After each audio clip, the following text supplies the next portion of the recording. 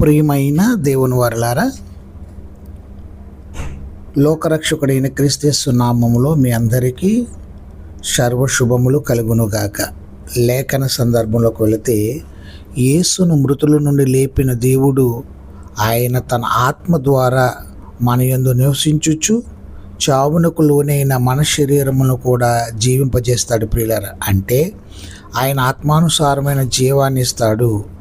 దేవుడి లోకంలో ఆత్మ సంబంధమైన కొత్త జీవితమును అనుగ్రహించడమే కాకుండా క్రీస్తును మృతుల నుండి లేపినట్లే లోకాంతమున మనల్ని కూడా మృతుల నుండి లేపుతాడు. కాబట్టి చిరకాలం ఆయనతో ఉంటాం. ప్రియులారా, మన శరీరాలు తిరిగి లేపబడతాయని కూడా దేవుడు వాగ్దానం చేశాడు. పునరుద్ధానంలో ప్రథమ ఫలం క్రీస్తు. తర్వాత మనమందరం తమ వరుసలో బ్రతికించబడతామని లేఖనాలు సెలవిస్తున్నాయి. దేవుడు అంత ధన్యత మనకు